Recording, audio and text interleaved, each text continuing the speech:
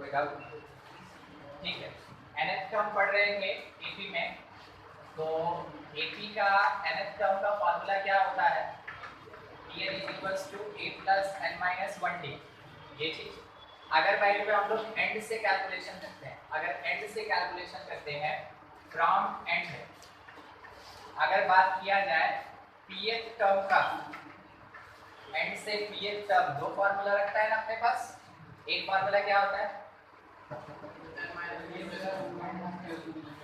आप ये कह सकते हैं कि वो n minus P plus 1th term होगा बिगनिंग से। आप ये कह सकते हैं कि वो l minus P minus 1t होगा। कब किसको यूज करना चाहिए आपको? जब n पता हो और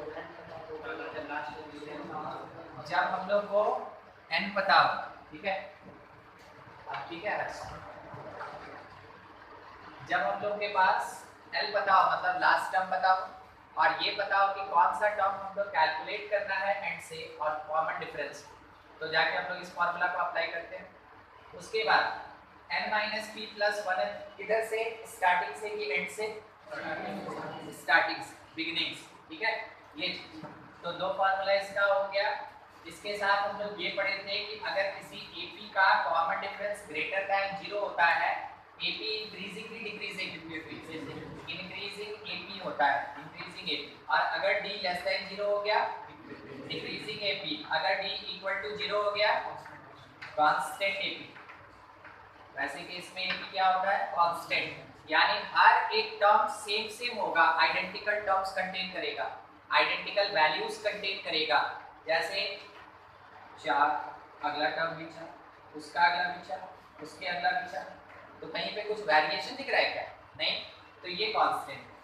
ठीक है, ये पढ़ लिए थे हम लोग।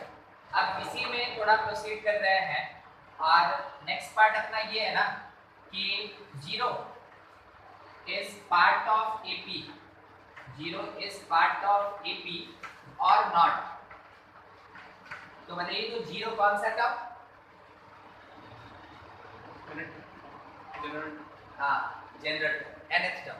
जैसे कोई बोला 0 कौन सा टर्म, आप बोले वो वाला टर्म। तो कोई बोला सर ये वाला टर्म भी तो हो सकता है। हाँ बिल्कुल, ये और वो सब चलेगा। मतलब कौन सा टर्म? General term. जो टर्म आपके मुंह से निकल गया 0 वहीं पे है, तो उसके लिए हम कौन सा वर्ड यूज करेंगे? General term. तो जब आपसे ये पूछा जाए whether 0 is the part of AP or not, आप क्या करेंगे कि let Tn is equals to 0, और इसका फार्मूला आप जानते हैं क्या? a plus n minus 1t d कौन? a कौन? n कौन? तो यहाँ से n फाइंड करेंगे। n that is equals to, एक बार चेक कर लीजिए, शायद ये d minus a by d हो रहा होगा। पहले a को इधर लाया, माइनस a बन गया। ठीक है, बाद में माइनस d को इधर लाए तो प्लस d हो गया, तो d माइनस a लिखा। और बाद में ये जो nd हुआ था ना, nd, उस nd का n भी तो नीचे जाएगा, सॉरी d भी तो नीचे जाएगा, बस वो चला। अच्छा, अब इसका बाद n जो है ये दो वैल्यू कंटेन कर सकता है। एक क्या हो सकता है? इंटीजर, यानी नेचुरल नंबर, और एक क्या हो सकता है? फ्रैक्शन। क्या कभी कोई भी टर्म फ्रैक्शनल होता है? जैसे कभी भी सुनते हैं 4.25वां टर्म, नहीं 7.5वां टर्म, नहीं होता है ना ऐसा। या तो 7th टर्म होगा, नहीं तो 4th टर्म होगा, नहीं तो 3rd टर्म होगा, 2nd टर्म होगा। इट मींस नेचुरल नंबर से बिलोंग। तो अगर आप इसको सॉल्व किया और n का वैल्यू नेचुरल नंबर आ गया, तो नेचुरल नंबर आने का मतलब हो गया कि 0 is a part of AP, और इसका मतलब क्या हो गया? Not any part of AP, not any part of AP। समझे? इसको बोलते हैं पेज बराबर पे लिखना। समझे? तो अगर नेचुरल नंबर आ गया तो 0 क्या है? AP का पार्ट है, और अगर फ्रैक्शन आ गया तो 0 जो है वो AP का पार्ट नहीं है। यानी कि पूरा AP लिख दे अगर बैठ के, उसमें 0 कभी नहीं है। ठीक है, चेक करने के लिए आपके पास है ना फॉर्मूला है, डायरेक्ट अप्लाई करेंगे। मान लीजिए क्वेश्चन आपको ये दिया हुआ है 323, फिर उसके बाद लिखा है 318, फिर उसके बाद 313, एंड सो ऑन। बोला check which term is 0, which term is 0, कौन सा टर्म मेरा 0 होगा। हाँ, हम क्या करेंगे, सीधा n निकालेंगे। n कैसे निकालते हैं, d minus a by D करते हैं। d बोलेगा कोई, ध्यान से माइनस नहीं, डिक्रीजिंग है ना, डिक्रीजिंग है। -5 a कितना, और फिर d कितना। अब आपको दिख रहा है ऊपर नीचे से माइनस कैंसिल हो जाएगा, 328/5 हो जाएगा। 328/5 डिवाइड करेंगे हम लोग, वैसे तो पता चल गया हम लोग, ठीक है, मगर फिर भी फॉर्मेलिटी है, निभा लो। 6 बार में 30, 5 टाइम में 25, 3 बच गया, 0.6 आ जाएगा। तो 65.6 टर्म जो होगा वो मेरा 0 होगा। कभी ऐसा टर्म डिफाइन हो सकता है, नहीं हो सकता, ठीक है। तो आप कह सकते हैं since n does not belongs to the natural number, therefore 0 is not any term of AP, not any term of this AP। बात समझ में आया, कहीं कोई दिक्कत है नहीं। नेक्स्ट आपके लिए थोड़ा सा, अगर हम पूछ दें first negative term of AP, ठीक है, first negative term of AP, ध्यान रखिएगा question he, first negative term of AP और कौन सा है, तो AP लिखा हुआ है यहाँ पे 105, उसके बाद लिखा हुआ है 100, उसके बाद है अपने पास 99, उसके बाद है 96 एंड आपको AP कैसा दिख रहा है, इंक्रीजिंग की डिक्रीजिंग, डिक्रीजिंग है ना। तो डिक्रीज होते होते होते होते कहाँ तक जाएगा, नंबर कुछ आएगा, डॉट डॉट डॉट है तो ढेर सारा नेगेटिव भी आएगा आगे चल। तो पूछा कि अगर नेगेटिव आएगा तो उसमें फर्स्ट नेगेटिव टर्म कौन सा होगा या उसका वैल्यू ही बता दीजिए, ठीक है। ये क्वेश्चन हमको करना क्या होगा, 0 एक ऐसा पॉइंट होता है जिससे पहले पॉजिटिव जिसके बाद नेगेटिव होता है, ठीक है। तो हम लोग 0 पे खेलेंगे, 0 के लिए कौन सा फॉर्मूला यूज करेंगे, d माइनस a बाई, ठीक है, d माइनस a बाई, और उसमें +1 करेंगे क्योंकि 0 के बाद में नेगेटिव मिलेगा, ठीक है। तो 0 के लिए ये फार्मूला लगाएंगे और उसके बाद मतलब क्या, उसमें +1 करेंगे। तो उसको +1 करके जो इंटीजर आएगा, ध्यान रखिएगा क्या बोले, जो इंटीजर आएगा, अगर फ्रैक्शन आया तो फ्रैक्शन में भी तो इंटीजर होता है, तो जो इंटीजर आएगा बस उसी को अडॉप्ट करेंगे, ठीक है। तो हम ये बोल सकते हैं कि जो मेरा फर्स्ट नेगेटिव बनाना, आपको हम लिख रहे हैं first negative term that is equals to integer of किसका, तो d minus a by D +1, इसका इंटीग्रल वैल्यू, जैसे 65.6 है, इंटीजर कौन 65, अगर आपका आंसर आ गया 65.6, मान लेते हैं आंसर आ गया 65.6, आप आंसर क्या देंगे 65th टर्म। अगर आपका आंसर आ गया 17.93, आप आंसर क्या देंगे 17th टर्म। ये नहीं कि सर राउंड ऑफ में सिखाया गया था ना, इसको 18 लिख, राउंड ऑफ नहीं चल रहा है, AP चल रहा है, ठीक है। तो कुछ भी आएगा उसका जो इंटीजर होगा बस आप उसी को अडॉप्ट करेंगे और कुछ नहीं, ठीक है। चलिए सॉल्व कीजिए, इसको नोट कीजिए और सॉल्व कीजिए। 37 बोलते बोलते आंसर AP वैसे भी आता है, ठीक है, सबको ही करके क्या होता है सबको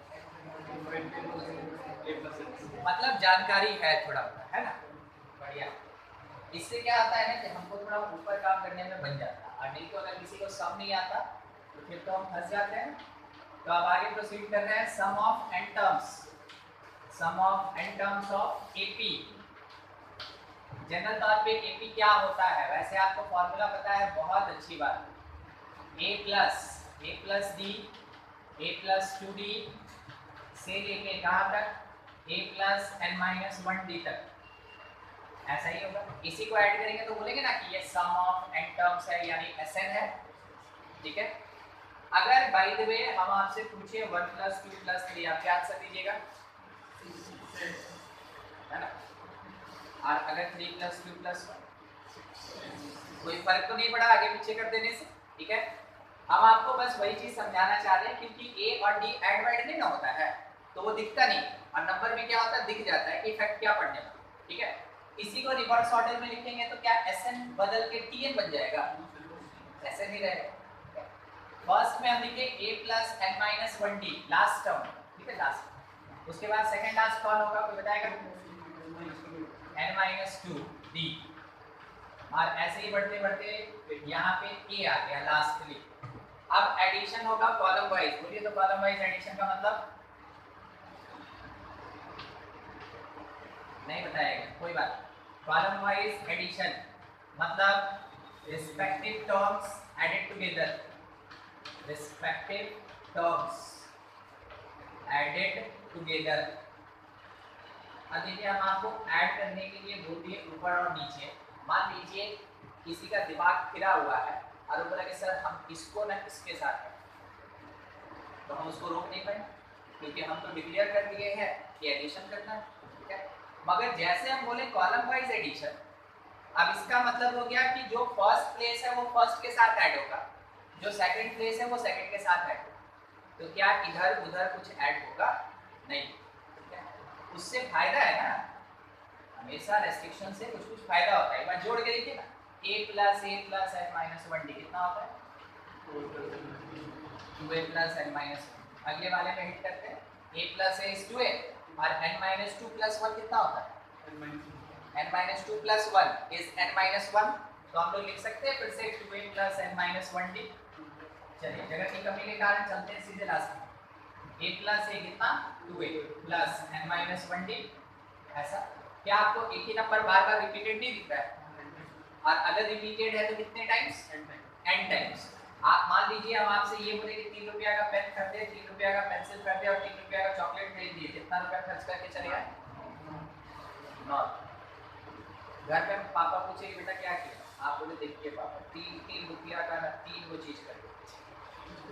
तो पापा बोले अच्छा तब तो ये ऐसा हो, तब नहीं पापा 3 रुपया का चॉकलेट लिए थे, 3 रुपया का पेन लिए थे और 3 रुपया का पेंसिल लिए थे। बोले बाबू वही बात है ना, ठीक है। तो आप बोले हाँ हाँ हाँ वही। तो अब उनके बाद तो जान ही सकते उनका कमेंट क्या हो, ठीक है। तो देखिए हम ये बताना चाहते थे कि अगर उसी वाली क्वांटिटी को मल्टीपल टाइम्स ऐड करेंगे या उतने मल्टीपल से मल्टीप्लाई करेंगे, दोनों का सेम वैल्यू होता है। तो अगर n टाइम्स यही क्वांटिटी एडेड है तो क्या हम इसको n into 2a plus n minus 1d नहीं लिख सकते हैं। और ये पूरा वैल्यू किसका है 2Sn। तो Sn कितना होगा n/2। ये फार्मूला हो गया sum of n terms of AP का। आप यही वाला बोल रहे थे ना धीरे धीरे जब हम पूछे थे। देख ये कब यूज करेंगे जब total number of terms a और d दिया। अब ये जो 2a plus n minus 1d है इसको तोड़ के बताइए तो ये क्या है a प्लस लास्ट। तो हम ये कह सकते हैं कि Sn का एक और फॉर्मूला स्टैंड करेगा n/2 a plus l, l stand for last, ठीक है, जो अपना लास्ट टर्म होगा।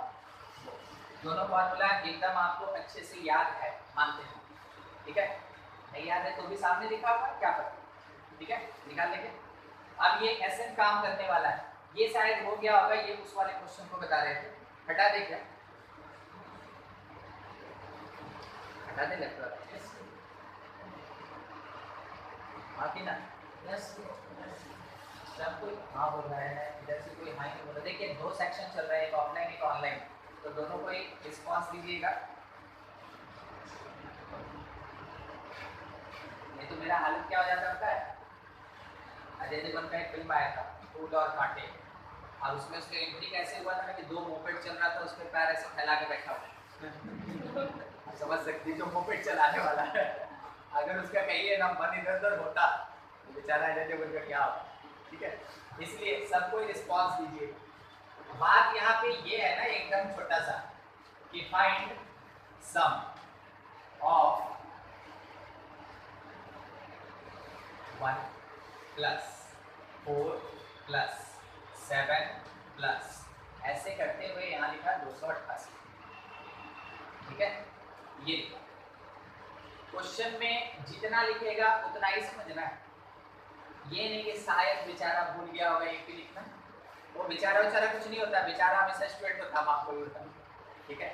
जो भोगता है वो स्टूडेंट भोगता है, कभी क्वेश्चन देने वाला भोगता नहीं। तो अगर बोला फाइंड सम तो उसके मन में कुछ चल रहा है। अब क्या चल रहा है थोड़ा पता लगाते हैं। वो दिखाया 1 4 डिफरेंस दिखा 3 का, वो दिखाया 4 7 डिफरेंस दिखा 3 का, हम लोग को एपी दे दिया। ठीक है, मगर जब तक आपके क्वेश्चन में एपी नहीं बोले तब तक उस पर भरोसा मत कीजिएगा, नहीं तो वो फंसा दे।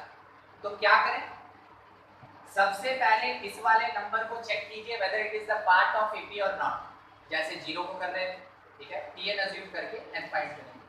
अगर ये एपी का पार्ट है तो it is the last term, अगर ये एपी का पार्ट नहीं है तो काम कैसे करना है। आप मान लीजिए ये एपी का पार्ट नहीं है मगर यहां तक तो एपी चलेगा, इसके पहले तक अगर एपी चलेगा तो यहां तक हम एसएन का फॉर्मूला लगा के सम निकाल लेंगे और जो सम आएगा यहां तक उसमें ऐड कर देंगे 288, तो सम ऑफ द सीरीज हो जाएगा। समझ में आया क्या करना है। अगर ये लास्ट वाला पार्ट एपी का पार्ट है तो डायरेक्ट फॉर्मूला लगाना है, सॉल्व कर देना है, खत्म। अगर ये लास्ट वाला पार्ट एपी का नहीं है तो क्या करेंगे, हम लोग इसके पहले तक का जो एपी का लास्ट टर्म होगा वो फाइंड करेंगे, एसएन का फॉर्मूला लगा के यहां तक सम कैलकुलेट करेंगे और उसमें फिर ऐड करेंगे ये जो लास्ट विजिबल नंबर, ठीक है, तब सम मिलेगा। बढ़ते हैं उसमें, करने वाले वही हैं जो लिखे उठेंगे ना, सब उसी के लिए कर रहे हैं। तो मान के चलते हैं, हम नहीं बोले कि है, हम क्या बोले, मान ले। Let 288 that will be equals to dn, ठीक है।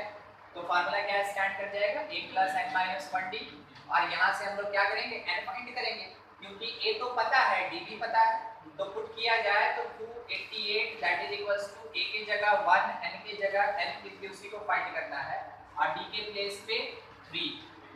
आप 1 सब्ट्रैक्ट किए 287 डिवाइडेड बाय 3 प्लस 1 हो जाएगा, 287 डिवाइडेड बाय 3 प्लस 1 हो जाएगा। किसी को दिक्कत है सर कहां से कैसे, डिवाइड करें कितनी बार में करें, 9 है 27 और फिर 17 बच गया ना, 17 तो 17 बच गया तो 5 टाइम में 15, 2 बच गए यानी 66 प्लस 1, ठीक है। तो हम n का वैल्यू क्या बोल रहे हैं, 96.66। इसका मतलब है कि this 288 is not any part of the AP, AP का पार्ट नहीं है। अब सोचिए अगर वो 96.66 टर्म डिफाइन हो रहा है तो उससे पहले एपी कहां तक डिफाइन होगा, 96 टर्म्स तक, ठीक है। तो आप ये कह सकते हैं therefore consecutive AP exist up to 96 term, 96 term तक वो एग्जिस्ट करेगी। किसी को दिक्कत क्यों 96 बोल दिए सर, आया तो 96.66 था, कुछ नहीं ना, ठीक। अब 96 हो गया आपका n, a का वैल्यू 1 है, d का वैल्यू क्या है 3। a एंड d को यूज करेंगे, इस वाले फार्मूला को लगाएंगे तो ऐसे निकल जाएगा और निकलने के बाद लास्ट में क्या करेंगे, उसमें हम लोग क्या ऐड करेंगे, 288 ऐड कर देंगे तो सम ऑफ द सीरीज मिल जाएगा। कांसेप्ट समझ में आया, भरोसा कर सकते हैं कि आप बना लेंगे। नोट कीजिए और इसको सॉल्व करके दीजिए। किसी को कांसेप्ट में दिक्कत है पूछ लेंगे।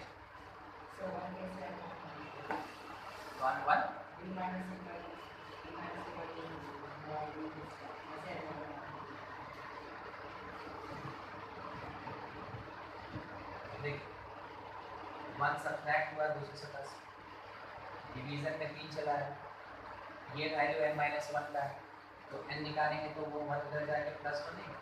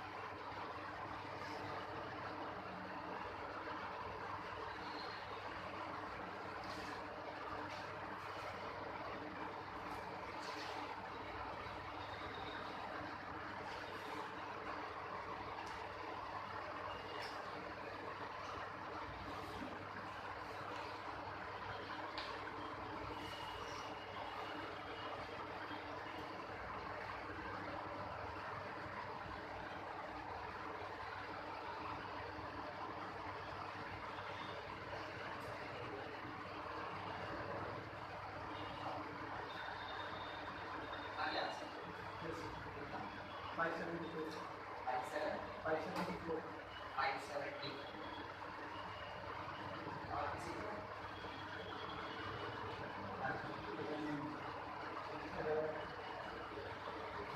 भी गलत है।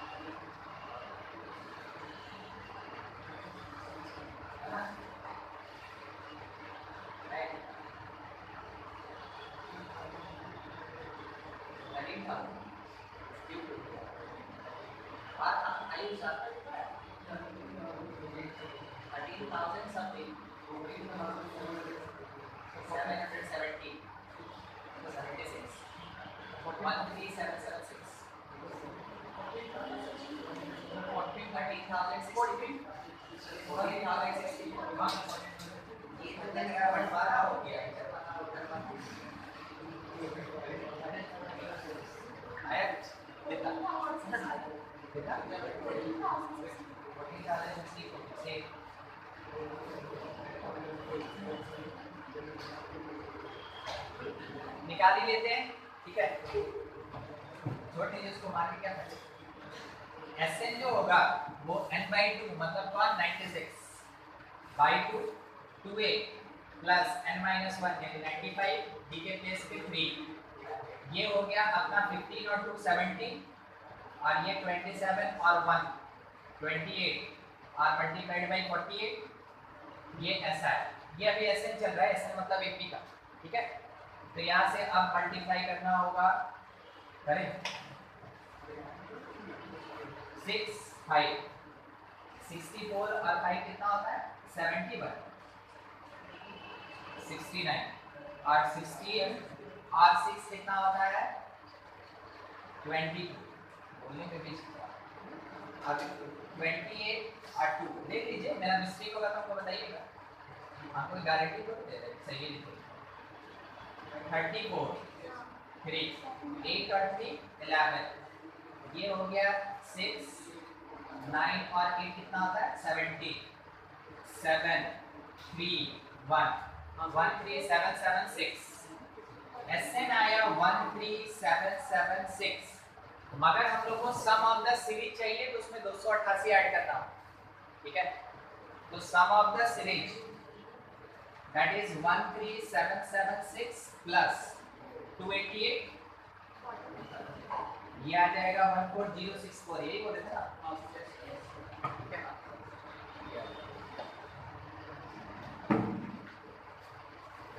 कंप्लीट कीजिए इसको और आधा में आंसर लीजिए पूरा ना, 5-6 बार समझाएंगे, आंसर के बाद ऐड करना है।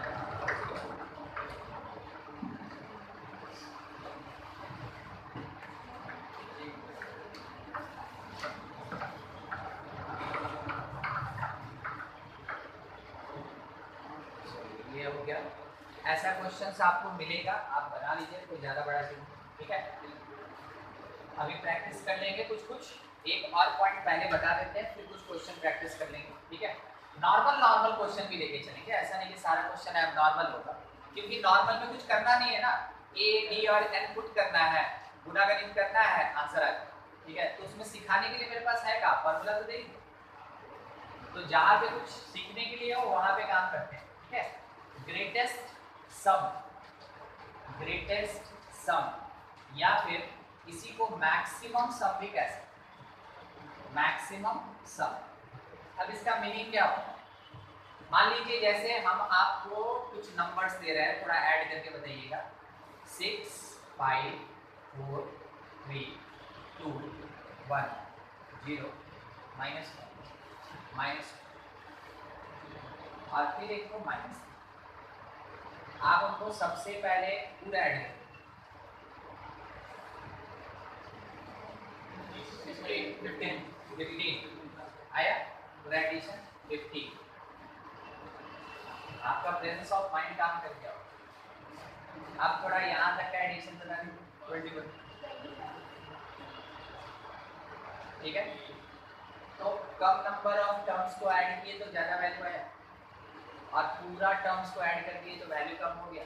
ठीक है, अगर हम आपसे पूछते हैं कि सम का मैक्सिमम वैल्यू क्या होगा, क्या आंसर दीजिएगा? यहाँ पे सम का मैक्सिमम वैल्यू क्या है? आप बोले 21, आप 15 तो नहीं बोले। ठीक है, अब कॉन्सेप्ट क्या बनता है ना कि जब भी ग्रेटेस्ट सम पूछा जाएगा या मैक्सिमम सम पूछा जाएगा, हम लोग केवल ऐड करेंगे नॉन नेगेटिव नंबर्स। इसको ऐड करेंगे non negative numbers. Non negative number मतलब जीरो को ऐड भी कर दे तो क्या फर्क पड़ जाएगा? ऐसा थोड़ी है कि 210 रुपए था, 0 0 0 ऐड करते तो बच जाएगा ना 215। 5 बार जीरो ऐड करेंगे तो 215 नहीं ना होगा। कितनी बार भी फॉल्स जीरो मान लीजिए, वो कुछ नहीं होने वाला। ठीक है, तो मान लीजिए जीरो को ले ही लेते हैं, तो जीरो को इंक्लूड करके अगर हम ऐड करेंगे तो हमको क्या मिलेगा? मैक्सिमम सम। मैक्सिमम सम। ठीक है, तो कॉन्सेप्ट ये कहता है कि जब किसी क्वेश्चन में ग्रेटेस्ट सम या मैक्सिमम सम निकालना हो तो आप कह सकते हैं it is addition of non negative terms. ये नॉन नेगेटिव टर्म्स का एडिशन होता है। या फिर आप ये कह सकते हैं it is sum up to 0। ठीक है, अप टू 0 तक हम लोग उसको ऐड करेंगे, वो हमको क्या प्रोवाइड करेगा? वो हमको मैक्सिमम सम प्रोवाइड करेगा। इसका मतलब क्या हुआ? जब कभी भी पॉजिटिव नेगेटिव का फंडा होता है ना, वैसे केस में हमेशा सीरीज आपका डिक्रीजिंग होता है। ठीक है, तो ये कहाँ यूज होता है? It is use in decreasing AP. ये डिक्रीजिंग एपी में यूज होता है। ठीक है, चलते हैं थोड़ा क्वेश्चन देख लेते हैं कि कैसे क्या करना है। मान लीजिए क्वेश्चन में हम लोग को ये दिया कि अपने पास 93 है, उसमें हम लोग ऐड किए इसको 89 को, उसमें हम लोग ऐड किए 85 को, और बोला ऐसे ही बस बढ़ती। ठीक है, और बोला कि ये एपी बोल दिया क्वेश्चन में, ये एपी तो बोला find greatest sum of this AP. बोला क्वेश्चन वाला बोला कि ये एपी, इस एपी का जो ग्रेटेस्ट सम होगा, मैक्सिमम सम का वैल्यू होगा, वो फाइंड करने को। ठीक है, क्या आपको एपी डिक्रीजिंग दिख रहा है? डी का वैल्यू -4 है ना, ए का वैल्यू 19। अब हमको काम कैसे करना है, ये तो क्वेश्चन वाली बात। ठीक है, काम कैसे करेंगे? सबसे पहले आप मान लेंगे लेफ्ट 0 इज Tn, क्योंकि हमको तो 0 तक ही जाना है ना, उससे आगे तो जाना नहीं। तो मान लेंगे कि मेरा 0 कौन है? Tn है। 0 Tn है। Tn मतलब लास्ट नहीं होता है, Tn मतलब होता है जनरल टर्म। तो जिसका जरूरत है उसी को Tn मानते हैं। ऐसा नहीं कि Tn बोल दिया तो बस खत्म, अब उसके आगे में नेगेटिव कुछ नहीं है, ऐसा नहीं। ठीक है, तो जैसे आप 0 को Tn मानेंगे, n का वैल्यू क्या आप लिख सकते हैं? d - a/d। ये देखिए अभी हम 0 is the part of any AP और नॉट। ठीक है, वैसे तो यहाँ से जब आप कैलकुलेशन कीजिएगा तो d अभी आप बताए थे -4, a का वैल्यू 93 हम दे रहे हैं, और d कितना? -4। ये हो गया 97/4। n का वैल्यू कितना? 97/4। आप इसको सॉल्व कर लें पॉइंट में तो 2 टाइम में। ठीक है, और फिर उसके बाद कितना? 4 टाइम में, और फिर उसके बाद 25 है तो 24.25 ये मिला। तो 0 इज नॉट एनी पार्ट, यानी पॉजिटिव के बाद सीधा जंप मारेगा नेगेटिव, 0 दिखेगा ही नहीं। ठीक है, तो अब बताइए कितना नंबर या कितना टर्म्स पॉजिटिव है? 24 टर्म्स पॉजिटिव। तो आप कह सकते हैं कि for maximum sum we have to add only 24 terms. For maximum sum we have to add first 24 terms। पहले 24 टर्म्स का हमको सम कैलकुलेट करना है। बोलिए n का वैल्यू आपको देख के अभी क्या बताइए? a का वैल्यू हम लोग को पहले से जानकारी और डी का वैल्यू भी अपने पास पहले से, जब ए एंड डी तीनों मिल गया हमको एस एन वाले फार्मूला हम करके निकाल सकते हैं, ठीक है। तो एस एन का फार्मूला अपने पास स्टैंड करता है n/2 2a प्लस n-1d। जब आप इसको यूज करेंगे n के प्लेस पे पुट करेंगे 24/2a, a की जगह 90 प्लस n-1 मतलब 24 - 1 और d के प्लेस पे माइनस, वो मिस्प्रिंट है, हो जाता है, मशीन ठीक से नहीं चलता।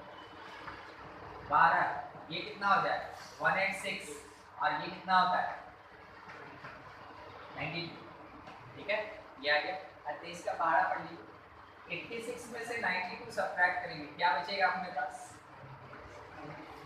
94, ठीक है, और मल्टीप्लाई करेंगे 12 से 94, ठीक है। तो 12 4 टाइम में कितना देता है इसमें 48 आ गया, समझो मुंह बंद करके जब पास कर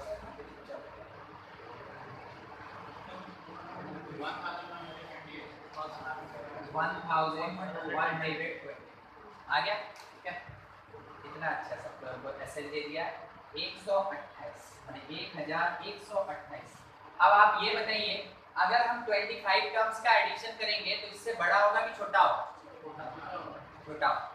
अगर हम केवल 20 टर्म्स का एडिशन करेंगे क्या होगा, छोटा ही, ठीक है। आप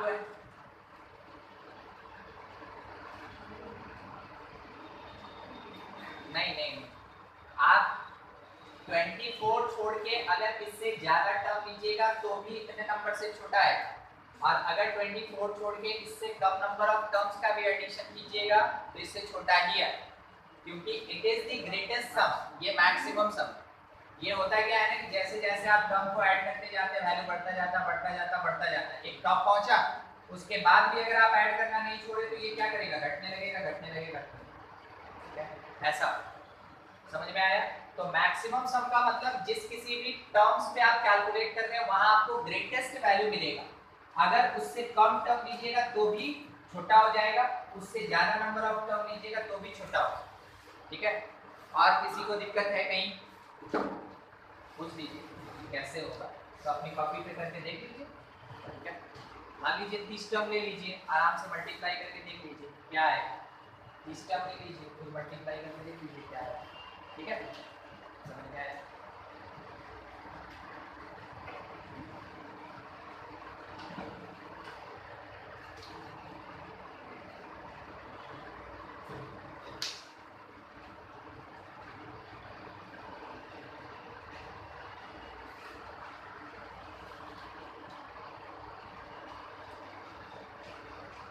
नोट कर लीजिए फटाफट।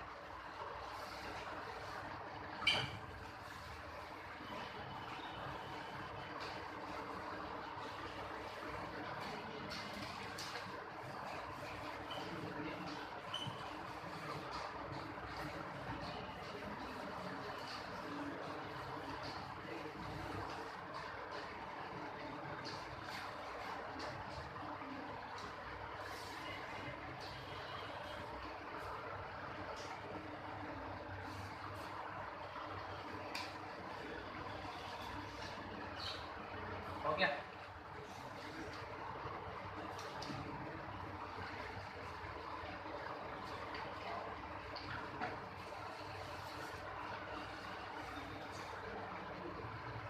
ठीक,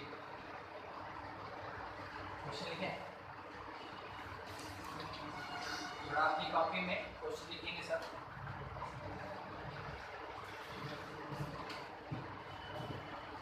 if sum of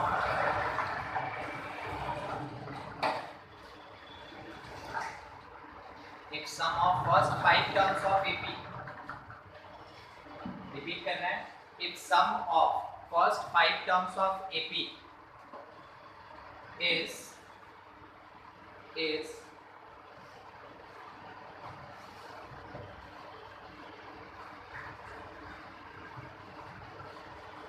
1/6 of sum of next 5 terms. If sum of first 5 terms of AP is 1/6 of sum of next 5 terms, such that first term is 3. तो बोला क्या, find common difference and T23 क्या है, और T23 मांगा है। दोनों चीज वैसे भी कॉमन डिफरेंस बोलता है या नहीं बोलता कोई फर्क नहीं पड़ता, निकालना तो पड़ता है। चलिए क्वेश्चन आपका है, एकदम फटाफट बनाइए। और कई जगह अगर डाउन होता है, कुछ दिक्कत होता है, हंसता है तो कुछ भी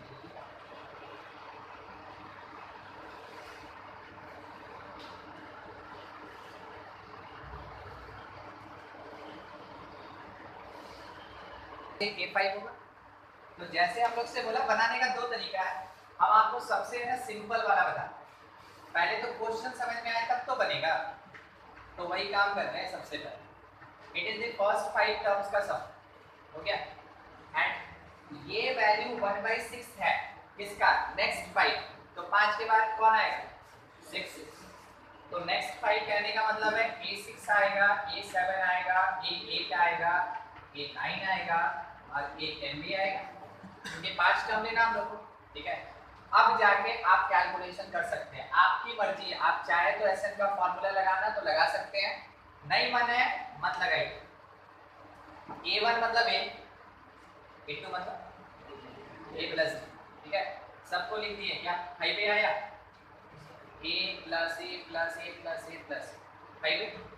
D पे जाइए, D पे, इसके पास D नहीं है, 1D 2D 3D हो गया, 3 और 3 6 हो गया, 6 और 4 10 10D। कहीं नहीं समझ में आएगा तो बोलिएगा, वो भी लिख देंगे यहाँ पे और ऐड करके दिखा देंगे, ठीक है। इज 1/6, A6 का मतलब A प्लस 5D। तो इसके पास 1 A 2 A 3 A 4 A 5 पांचे वो क्या 5A और प्लस कम 5D, 5 और 6 11 11 और 7 18 18 और 8 26 26 और 9 35, ठीक है। तो कितना आ गया 35, ये हो गया। अब यहाँ मल्टीप्लाई कर लीजिए, तो ये हो जाएगा 30 और में से 5 चला गया तो 25 है, ये हो जाएगा 60 और उसमें से 35 चला गया 25, तो plus 25 D, it is equals to 0। क्या आपको ऐसा नहीं लग रहा है कि A प्लस डी 0 होगा, ठीक है। इसका मतलब है कि जो D होगा वो माइनस A होगा, या जो A होगा वो माइनस D होगा। It is the relation between A and D, relation between A and D। अब हम लोग ने क्वेश्चन में एक और बात बोला कि फर्स्ट टर्म कितना है, ठीक है 3। तो अगर A मेरे पास 3 है तो D कितना होगा, -3। A और D मिल गया, जैसे AD मिल गया, क्या चाहिए था आपको, T23। T23 का formula A plus 22D, values put कीजिए, A के प्लेस पे 3 प्लस 22 टाइम D के जगह -3। आपको लग रहा है 66 में से 3 चला जाएगा तो 63 बच जाएगा, ये वैल्यू हो गया T20। आया था नहीं, गलत हो गया। और किसी को समझने में भी दिक्कत है, कैलकुलेशन में मिस्टेक हो जाता है। और सबसे पहले तो लैंग्वेज समझना जरूरी, बाकी तो बात की बात है। इसलिए हम बोलते हैं कभी भी वर्ड में या स्टेटमेंट में दिया ना तो उसको नोटेशनल फॉर्म में जरूर लिख दीजिए, उससे क्या आता है क्लैरिटी मिल जाता है, फिर ऊपर देखने का जरूरत नहीं।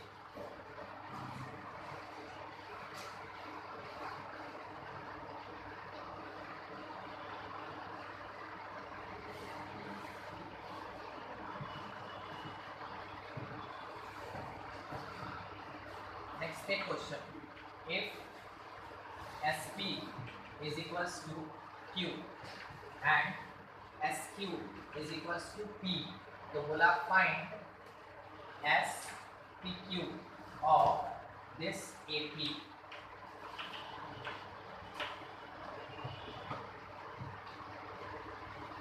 छोटा सा क्वेश्चन है, सॉल्व होगा एकदम लंबा, ठीक है। एस पी का मतलब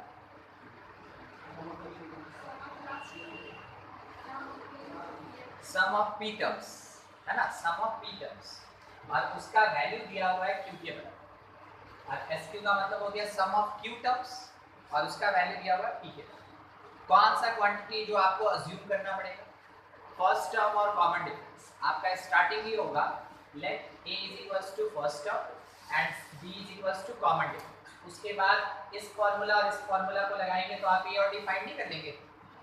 ए और डी निकलने के बाद आपको इसमें पुट करना होगा उसका वैल्यू, ठीक है। मतलब थोड़ा सा कॉन्फिडेंस मिल रहा है कि बन जाएगा, तब वेट कर लेते हैं, नहीं तो हम लिख के खत्म कर देते हैं। ट्राई कीजिए, जितना ज़्यादा बनाइएगा अलजेब्रा है उतना फ्लुएंसी आएगा। मेरे बनाने से आपको एक जरा भी फायदा नहीं, हम आपको भी बता, मेरे थ्योरी बताने से, मेरे बोलने से आपको फायदा है, मेरे बनाने से आपको फायदा ही नहीं।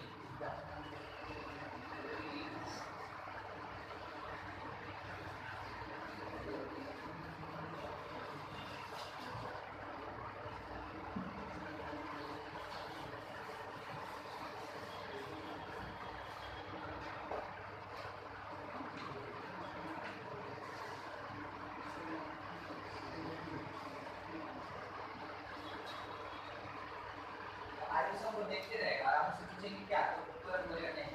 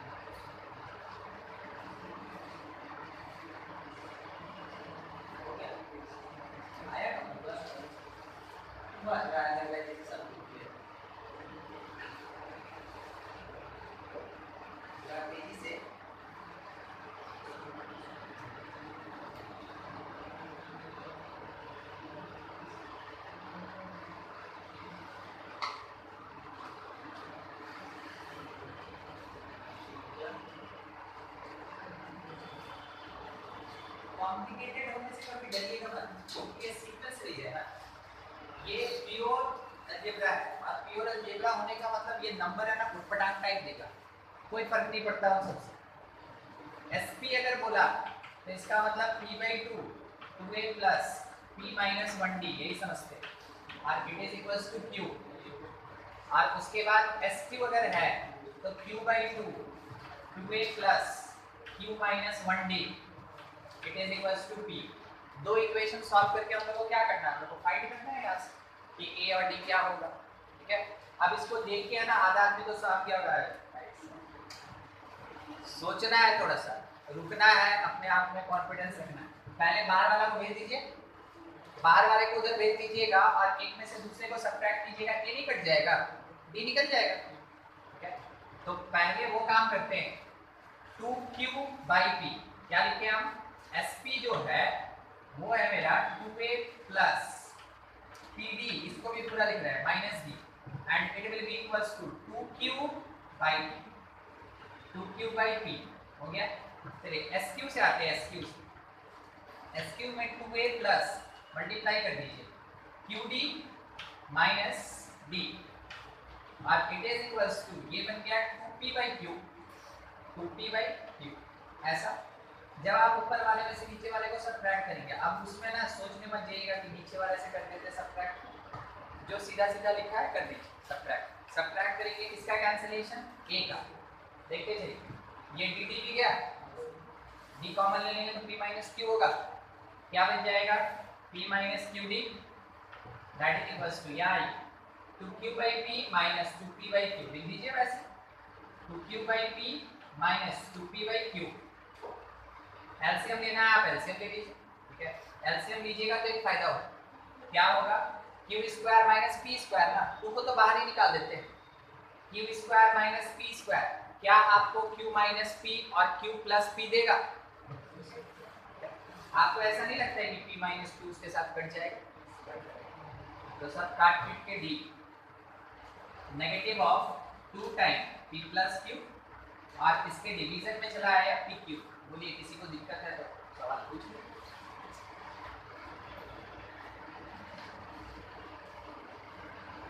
सबको देख रहे, सब कोई दिक्कत नहीं ना, चलिए बढ़िया। डी निकल गया, डी निकल गया। अगर हम लोग चाहते हैं तो ए भी तो निकाल सकते हैं पुट करके। ठीक है, तो किसी भी प्लेस में डी का वैल्यू पुट करके हम लोग ए फाइंड कर सकते हैं।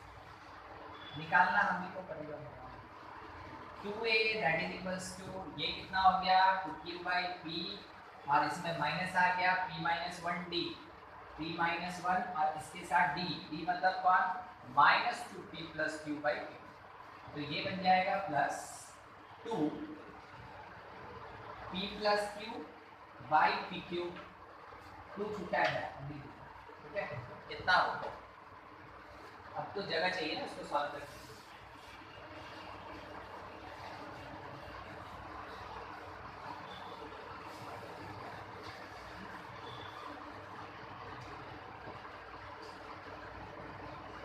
अच्छा, एक बात बोलना चाहते हैं, क्या आपको ऐसा लग रहा है कि 2 और 2 गया तो ढूंढिएगा मत चलाएगा। a इज इक्वल्स टू क्या लिख सकते हैं हम लोग वहां से, q/p, और फिर उसके बाद प्लस p स्क्वायर, देखते चलिए, plus pq minus p minus q, और इसके डिवीजन में pq।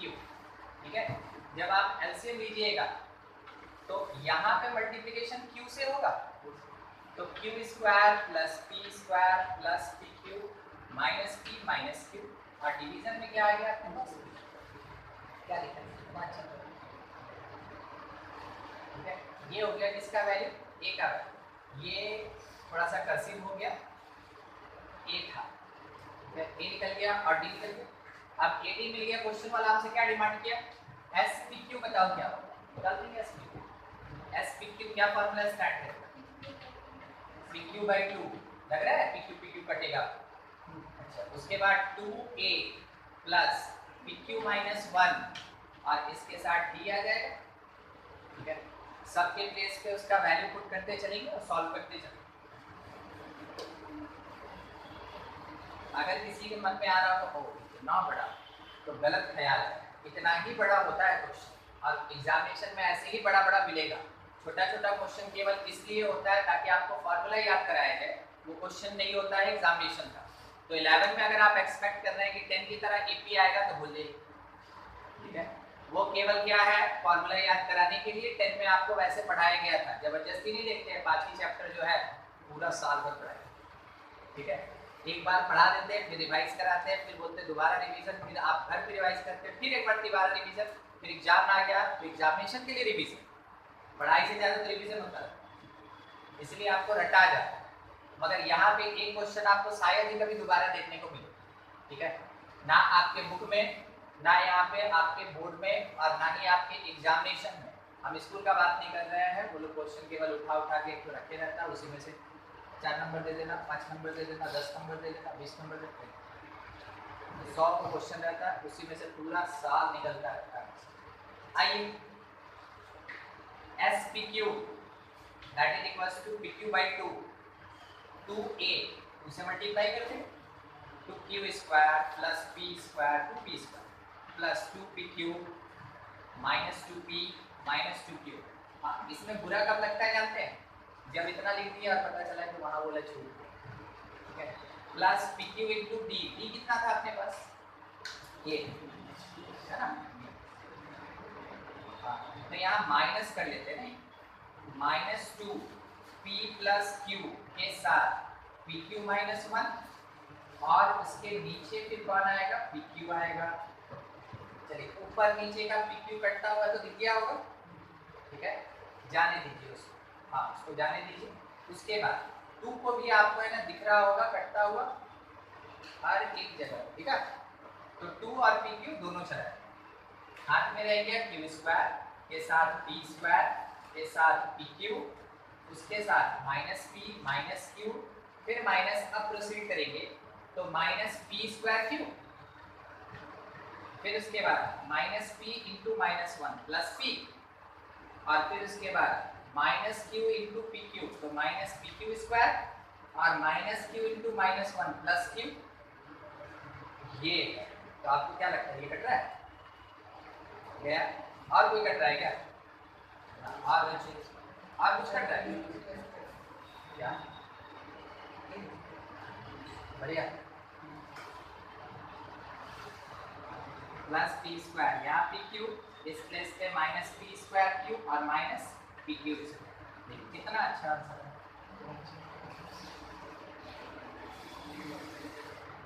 क्वेश्चन में कोई ट्रिक लगा? केवल क्या लगा, जो आर्बिट्रेरी कांस्टेंट से डर होता है ना, ये सब क्वेश्चन भगाएगा। 5 तो ऐसा क्वेश्चन बना दीजिए, फिर आपको कोई फर्क नहीं पड़ता है कि वहाँ पे A, D, P, Q, R क्या लिखा है या नंबर दिया है 2, 4, 5, 10। आप देखे होंगे, हम बता रहे हैं, हम भी कभी स्टूडेंट थे, नंबर रहता है जब नंबर रहता है तो आदमी का एकदम सीना ऐसे बुलंद बना देंगे कैसा भी क्वेश्चन, और जहां ये सब दिखा, मेरे से नहीं होता, ठीक है, मेरे से नहीं होने वाला है, बाकी कोई बना ले, हमसे नहीं, ठीक है। तो यही सब चीज होता है कि इन सब पे बस ध्यान रखना है, हड़बड़ाइएगा दिक्कत हो जाए, ठीक है, नहीं होता है बहुत कोई बात, 2 मिनट, ये सब क्वेश्चन 2 मिनट का नहीं होता, ठीक है। कोई क्वेश्चन ऐसा भी तो होता है जिसमें टिक मारते आगे बढ़ जाते हैं, तो उसमें क्या करते हैं, टिक मार के बैठे रहते हैं, 2 मिनट होगा तब आगे, नहीं ना, वैसे ही ये सब क्वेश्चन भी 2 मिनट का नहीं होता। तो हर एक क्वेश्चन क्या होता है, ऊपर नीचे चलता है, वो बात अलग है कि 25 क्वेश्चन के लिए आपको है ना 1 घंटे का टाइम मिलता है, ठीक है। तो ऐसा मिलेगा आपको, आपके आर.डी. शर्मा बुक में भी क्वेश्चन होगा, लगभग हर एक बुक में ऐसा है 4-5 क्वेश्चन रहता है, ठीक है, बना लीजिए, एकदम डर खत्म होगा, कीजिए जल्दी